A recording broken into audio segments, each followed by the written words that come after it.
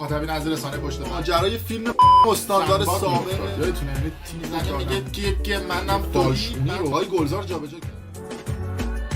درود به مخاطبین عزیز، بنده امین فردین به همراه تیمم بار دیگه با یک برنامه پشت پرده دیگه با شما هستیم. امیدوارم که هر کجا این کره خاکی که هستید و صدا و تصویر من رو میبینید و میشنوید حال دلتون خوب باشه. امروز قصد راجع پشت پرده یه سری از این بلاگرهای مفتخور دوزاری نون به نرخ روزخوره هیچی نداره، یعنی هر چی بگم کم گفتم، صحبت بکنیم که تا دلتون بخواد تو طول این یک ماه گذشته که مردم کف خیابون‌ها جون دادن شخصیت فیک و کثیف و لجن خودشون رو نمایش دادن.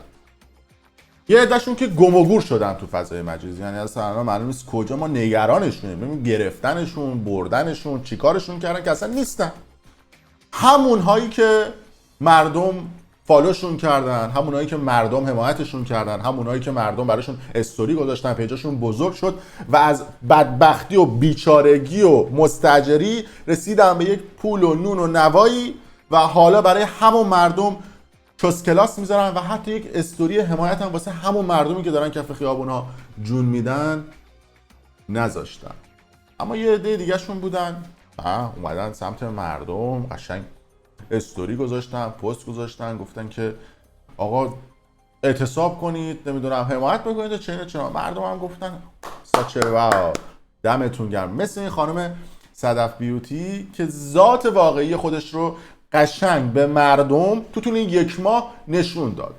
هر کسی پوشیده نیست. من قبلا راجع به بلاگرها افشاگری کردم، اما مثلا راجع به خانم صدف بیوتی میگفتم که نه خیلی داره تلاش میکنه، فعالیت میکنه، از صفر شروع کرد، حمایت کردم. چقدرم فوش خوردم. یه عده میگفتن که بابا از این آدم تو پول گرفتی داره ازش حمایت میکنی. نه عزیزان من، الان که ذات واقعی خودش رو نشون داد، وقت افشا کردنش.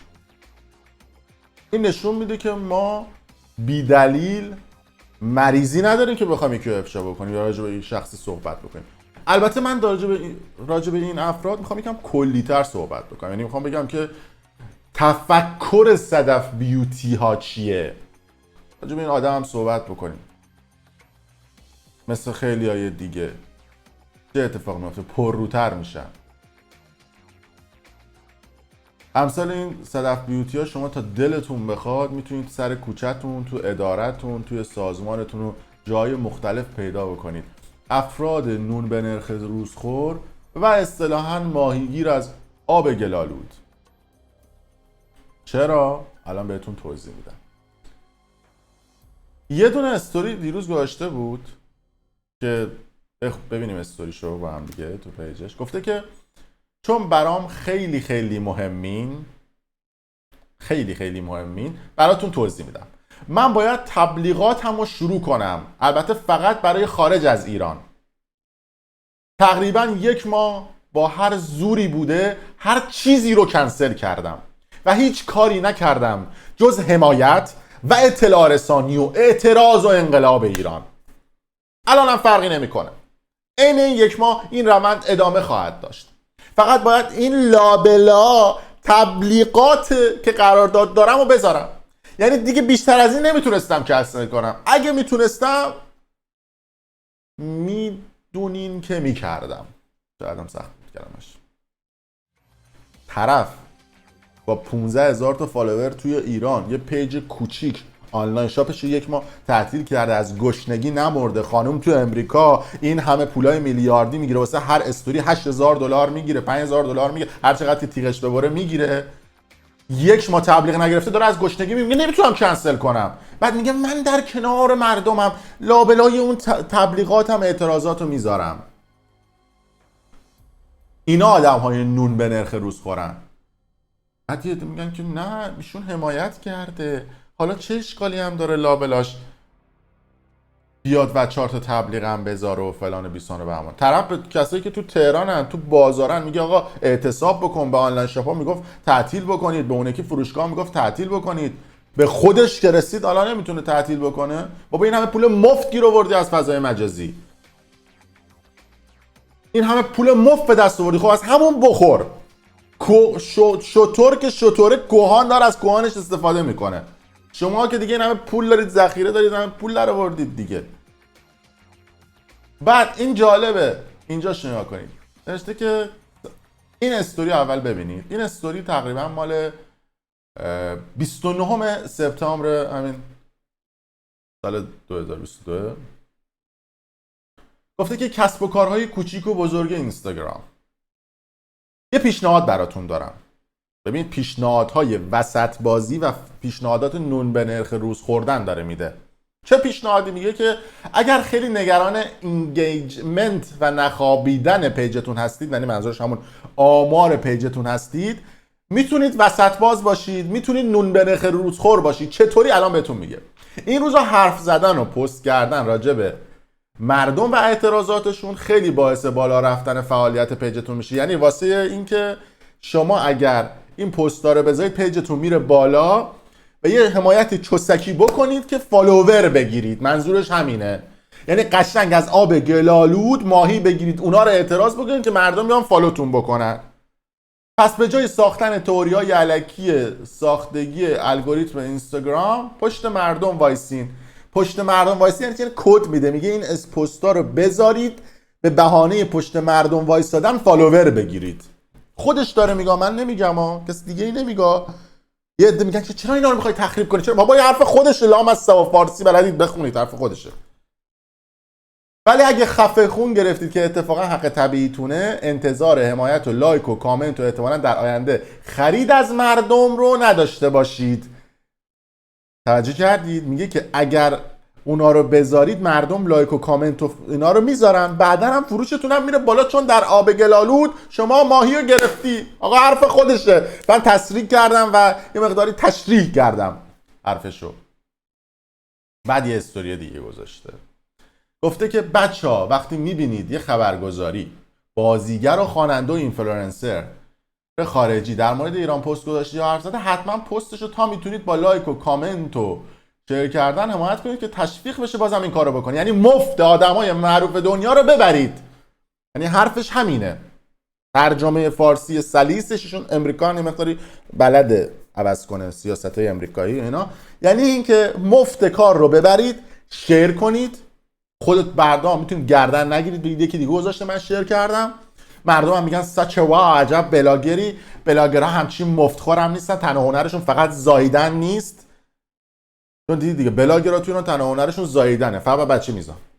همونم استوری میکنم از نحوه آشنایی و حامله شدن، نمیدونم سالگرد مالوندن و سالگرد نمیدونم دستمالی و سالگرد اولین قرار تو سینما و سالگرد فلان و سالگرد بیسانشون هم میذاره، همین میشه براشون یه سال تولید محتوا. بعدش میگن که چجوری ریخت تومون، چجوری حامله شدیم، چجوری بچه‌مون به دنیا اومد. بعد تو میشه یه سال بعدم یه سالگی بچه، بعدش هم عکس با بچه و ست کردن لباس. این میشه کل محتوای بلاگرای تو ایران 99%. تو فضای مجازی اینگیجمنت یا همون نرخ تعامل حرف اول رو میزنه. ما باید از این داستان‌ها به نفع خودمون استفاده کنیم. یعنی ما وقتی که حمایت میکنیم از مردم، حمایت از مردم نیست، به نفع خودمونه. آقا این حرف خودشه دوستان. اول برای تشکر و ما باید از این داستان استفاده کنیم. اول برای تشکر و قدردانی و دوم برای بالا بردن تعاملشون و تشویق به ادامه. پرزور حمایتشون کنید.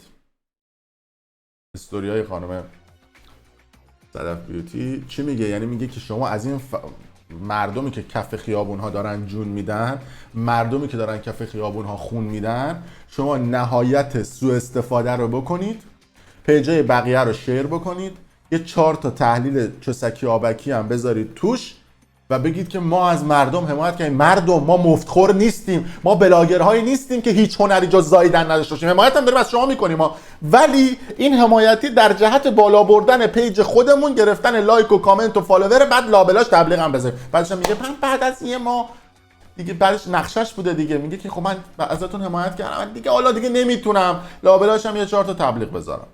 که منم امروز استوری گذاشتم، الانم توی ویدیو رسما اعلام میکنم.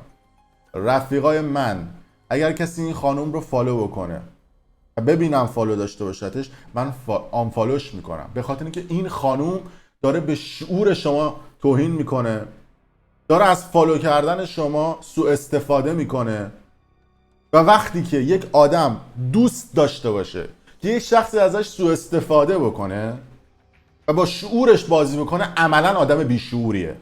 پس طبیعتا من دوست ندارم آدم بیشعور رو در پیج خودم داشته باشم و خیلی شیک و رسمی میگم که اگر ایشون رو فالو بکنید من آنفالوتون میکنم. چون کسی که مثل امثال اینشون مردم به کتفشه و میخواد از این اعتراضات سوء استفاده بکنه برای بالا بردن پیج خودش، پس طبیعتا تو رفیق من آدم باشعور، تو هم به کتف این آدمی و برای تو هم ارزشی قائل نیست و وقتی تو این آدم رو فالو بکنی عملا این آدم داره به ریشت میخنده. پس من رفیق کودن بیشعور نمیخوام. رک همون شد رفت. حالا اگه دوست دارید برید فالو بکنید کسی رو که داره از خون مردم نون میزنه تو خون مردم، داره سوء استفاده میکنه از مردم. استوری خودش بودا، 3 تا از استوریاشو براتون تحلیل کردم. زیاد من استوریاشو تحلیل نمیکردم و من موندم چجوری این آدم 4 میلیون فالوور داره. بابا شما دارید به خودتون توهین میکنید، این آدمو دارن از شما سوء استفاده میکنن. البته من اعتقاد دارم آدم عاقل نیاز به نصیحت من نداره چون خودش عاقله. آدم بیشعورم به نصیحت من گوش نمیده. پس عملا نتیجه میگیریم آدم ها نیاز به نصیحت ندارن. سعی کنید تو زندگیتون کسی رو نصیحت نکنید، فقط بگید که حالا گفته باشید، چون تفاوتی به حال اون آدم ها نداره. هر کسی خودش هر کاری دلش بخواد میکنه. امثال این خانم هم همینطوری هم. حالا یه روز یه برنامه کامل میذارم و راجع به ایشون افشاگری میکنم، راجع به اون جایزه های فیکی که گرفته بودم. میگم من جایزه نمیدونم گرمیه، نمیدونم 205 گرمیه، فلان بیسان بهمان فلانجا رو گرفتم. یه سری جایزه هایی که مثلا شما با پول میتونید تو این فستیوالاشون شرکت بکنید و این جایزه ها رو بگیرید. عباس باتری ساز و هوشنگ فشنگ هم میتونه بره این جایزه ها رو بگیره. اینا هم کارا رو میکنن دیگه، واسه مردم رخ کار میاد. اون رفت کف امریکا نشسته بود، یه بار یادمه اومده بود رفته بود ایتالیا، نمیدونم یه بار ایتالیایی‌ها رو مسخره میکرد، یه بار ایرانی‌ها رو مسخره میکرد، یه بار اینو اونو. مثل یه سری از این استندآپ کمدین‌های ما هستن که خارج از کشورن، مثلا اینجا بزرگ شدن. هنرشون چیه؟ هنرشون هم مسخره کردن مردمه. مثلا خوشم نمیاد ازشون. مثلا میاد فرهنگ ایرانی رو حالا خوب یا بد مسخره میکنه با 4 تا کلمه انگلیسی فارسی، خب مردم هم هر میخندن. یعنی با مسخره کردن فرهنگ مردمه که طرفدار پول در میاره و طرفدار به نون و نوای میرسه. حالا میرسیم تو ویدیوهای دیگه راجع به سلبریتی هم صحبت خواهم کرد، نظیر گلشیفته فراهانی که تاریخ و تمدن چندین هزار ساله اون مملکت رو میگه کوفت و زهرمار. تو ویدیوهای بعدی راجع به صحبت خواهم کرد. سلبریتی های نون به نرخ روزخوری که دقیقاً مثل خانم صفداری یه مقدار دمش گرم شد، صادق بود، گفت از این فضا برای انگیجمنت و تعامل پیجمون استفاده بکنیم. رو حکومت گفت اومد تا دیروز ننه باباش بعد میرفتن آزمایش دی ان ای میدادن میشناختنش، بعد ویدیو گذاشته من از صدا و سیما خداحافظی میکنم، من دیگه نمیخوام اجرا. بابا تو اصلا کی میشناخته تا دیروز یا الان خداحافظی بکنه؟ بود و نبود تو تاثیر داره برای مملکت. حالا صحبت خواهیم کرد راجع به سلبریتی ها و سلبریتی هایی که تو این چند وقته تو فضای مجازی بودن. الان هم به یه سری از این بلاگرها پول دادن که ماجرای بستنی میهن رو مثلا ماستمالی بکنن، که بگن که آره نمیدونم این نبوده اون نبوده، یا به یه سری دیگه شون الان دستور دادن که تو فضای مجازی فعالیت بکنن و عادی سازی بکنن مسائل رو. و اینا هم گفتم بدونید هر بلاگری که تبلیغ کرد، فعالیتی کرد، چون الان مردم رو چند نفر تو ایران کشته شدن،